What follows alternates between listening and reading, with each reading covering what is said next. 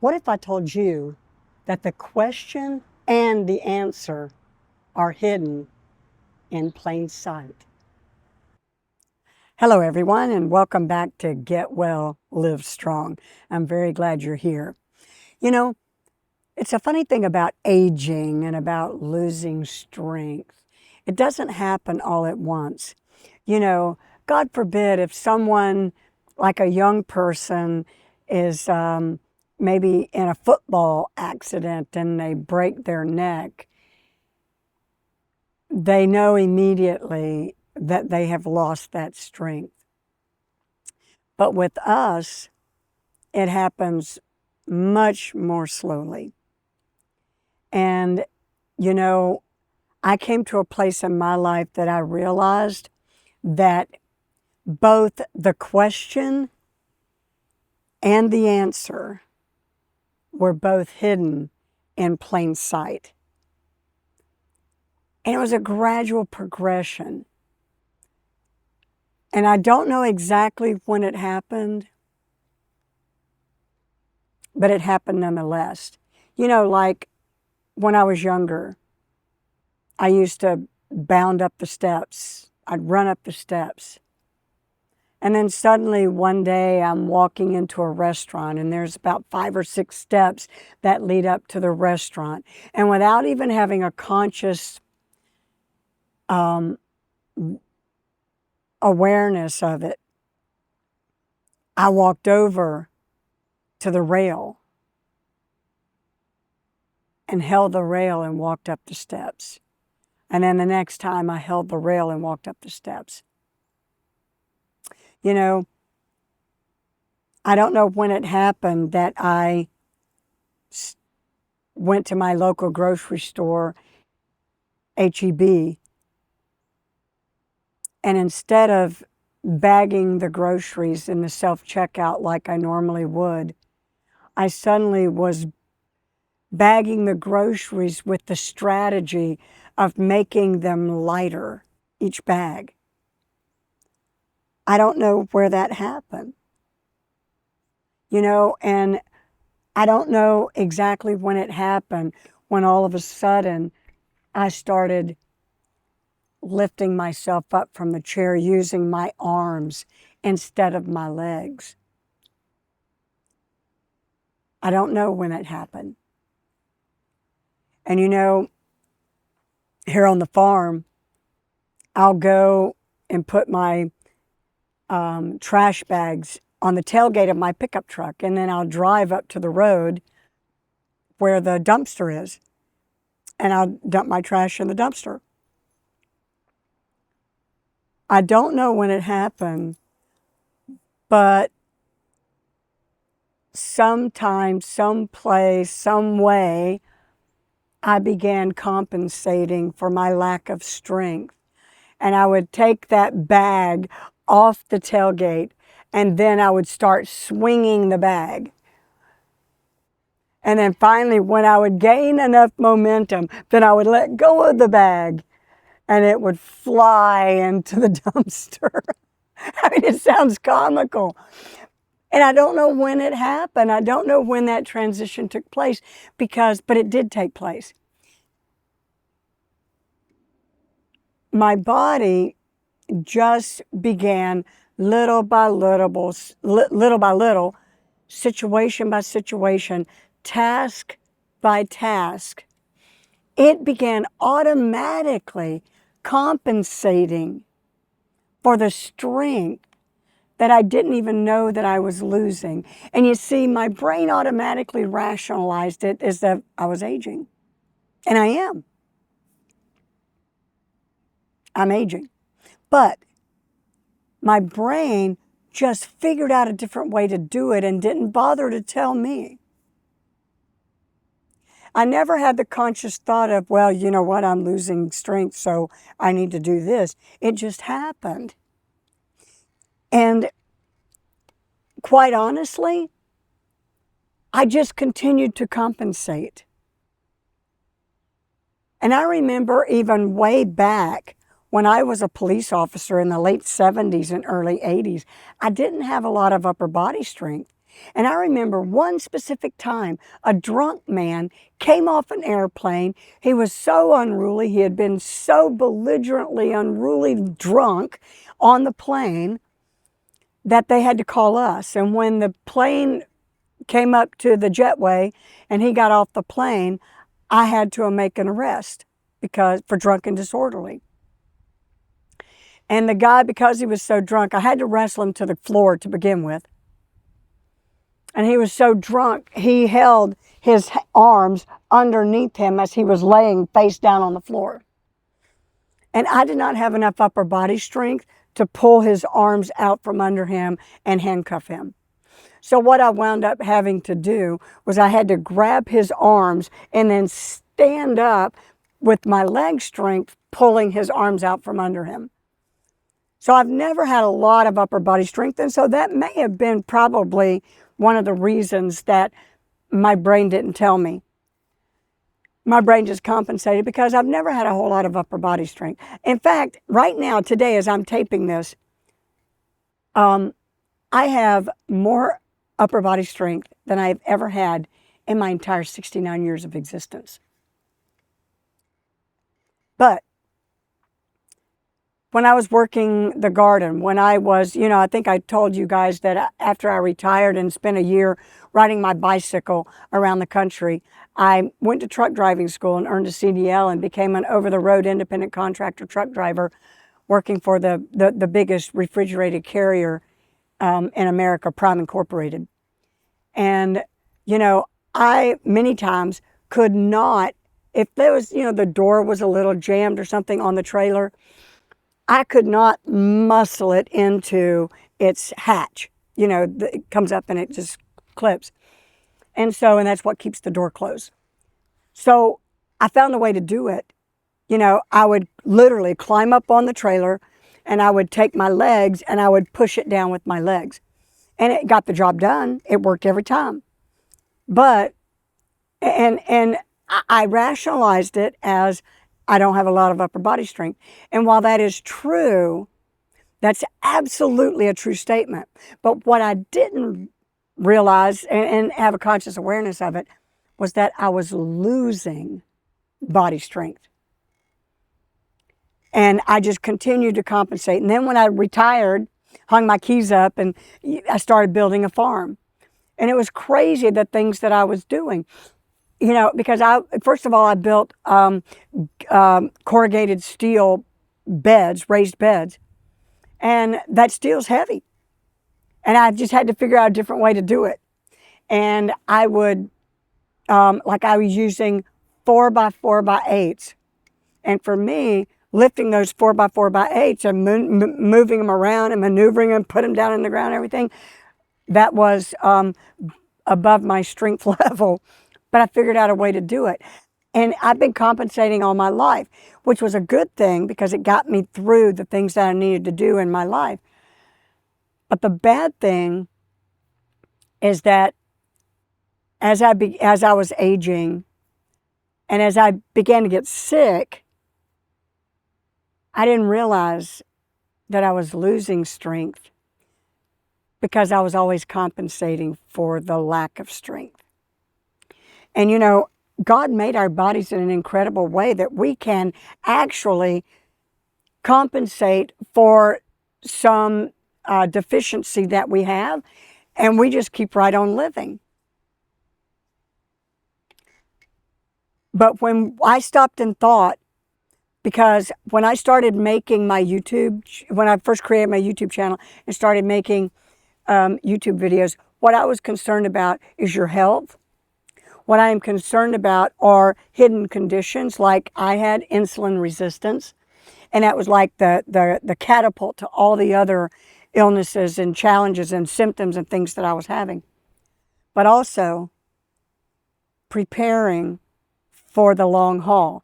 And see, we've gotten into a mindset as Americans is that we've already done the long haul at our age. And so it's like, well, we're like at the end of the road. And so we don't really think about the long haul. We don't think about the future. We don't think about setting ourselves up in such a way that if we live to be 80, 90, 100, 110, that we're still going to be strong. And it's entirely possible that we can be 110 and be happy, we can be healthy, and we can be whole, strong, still thriving. There's other parts of the world that happens all the time. It's routine. It is expected. But in our world, and the United States, we've come to believe a totally different scenario. So I never even thought about it. It's like my brain would just compensate for it, and I'd go on. And sure enough, I was able to build a farm at age 65 and a half, 3/4. Over a few months, I built a farm, and I've worked the farm by myself pretty much ever since. I had someone come down from Oklahoma a couple of years ago, and he and his wife walked through the farm, and he wanted to see the farm, and I showed him the farm. And like 4 times during the tour, he said, "You built this by yourself?" And I said, "Yeah." And then he'd walk further, and I'd show him things. "You built this by yourself?" "Yeah." And then I said, "Well, I didn't put the fence up. I actually had to hire someone to put the fence up, but everything else you see, yes, I made." "That's impressive." And then he went on, and he'd look more, and he said, "You built this by yourself?" "Yes, I did." He said, "That is very impressive."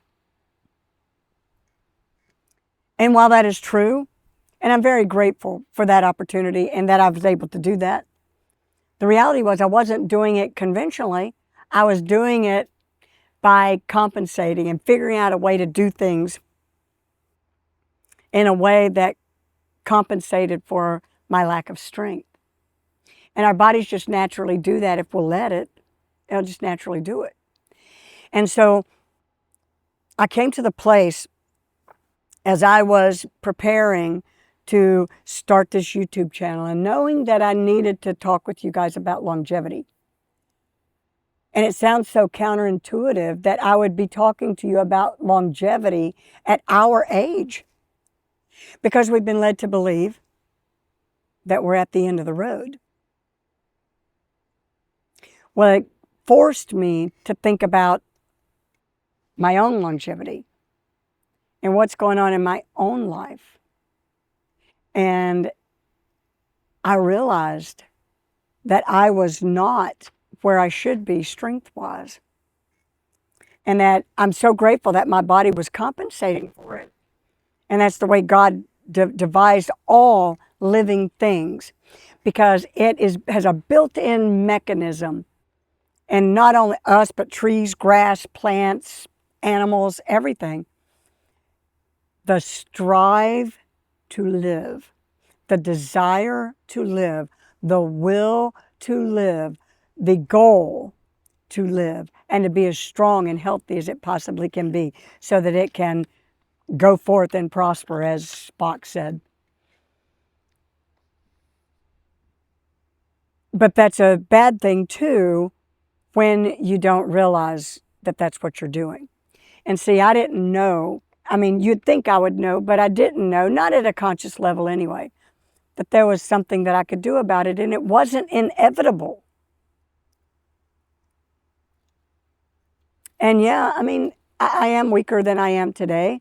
I am weaker today than I was yesterday, or a year ago, or 5 years ago. But then again, I'm not, because what I did was realized that I needed, if I was going to live the life that I wanted to live in my late 60s, in my 70s, and if God allows me to continue living on this earth, my 80s or 90s or 100s or whatever, I don't want to be weak. I don't want to be bedridden. I don't want to be having to walk on a walker or hold on to a cane or anything like that. I don't want that. And see, currently, at this moment, I don't have conditions that would cause me to have to be in that situation. Perhaps you do. But at the moment, I don't. And so I got very serious about strength training, about resistance training, about increasing the strength in my muscles, in my body, around my joints. And you've heard, I've already said in previous videos, that it has literally quadrupled my strength. And so if I was going to practice what I would be preaching to you guys, I had to get very serious about it. And you know what? I'm so glad I have. You know, because now, because I'm thinking about it and because I'm watching, I don't swing that garbage bag like a pendulum anymore. You know, I just walk right up, throw it in the trash, the dumpster. You know, I don't use the arms of the chair to get up anymore. I just get up and walk away, on to better things. You know, and when I go to HEB or if I go to Aldi or wherever it is I might go, and I go through the self-checkout, so I'm bagging my groceries, I don't even think about how much it weighs anymore. I just do it. And I don't take the buggy out to the parking lot either. I just take it to where I drop the buggy off, the shopping cart, and then I just grab my bags and I head out to the car, to my truck. And I don't worry about getting them inside either anymore. I just carry them up steps, through the door, and onto the floor. And there's been a very defining change.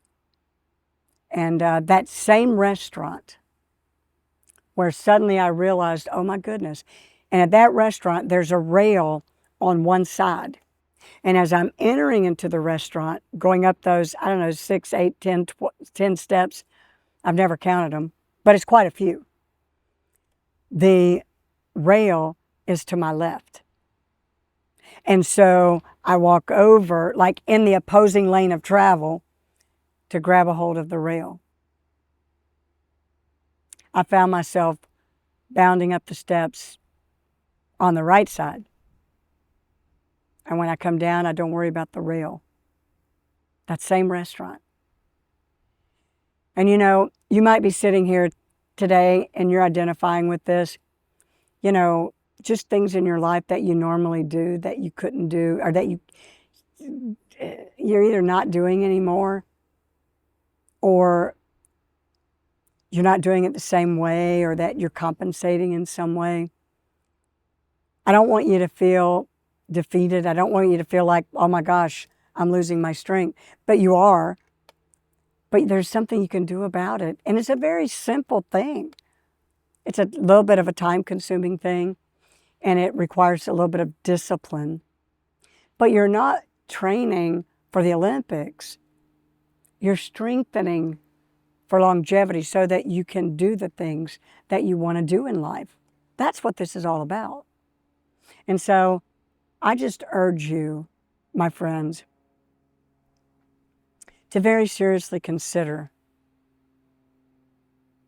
joining a fitness center, joining a gym, doing other kinds of resistance training. You know, honestly, if you sat your toddler on your lap and you just bounced up and down with your legs, that helps. They get it, they love it, but it helps you build strength. There's so many things that you could do to help build strength, but you have to be intentional about it. And that's what I'm wanting you to do. I want you to start thinking from this moment what you can do to strengthen for longevity. Because if we both live to 90, or past 90, that maybe we can go for a walk in the park together. We can play with our dogs together. We can go up and down the steps to our favorite restaurant without having to worry about, oh my goodness gracious, am I going to fall? And living with that fear. And you know what it's about? It's about not having to give up your life and the things that you want to do and the things that you enjoy doing and the things that you always dreamed about doing when you got to this age. And see, we've gotten into this mindset about aging that has been true for a lot of us, but the truth is it doesn't have to be. I think it's time for a change. I've made the change, and I hope you'll make it too. I really, more than anything, because even though I don't know you, I've grown to love you. I've grown to care about you and what happens to you. And so my prayer for you is that you take those steps to get well and live strong. God bless.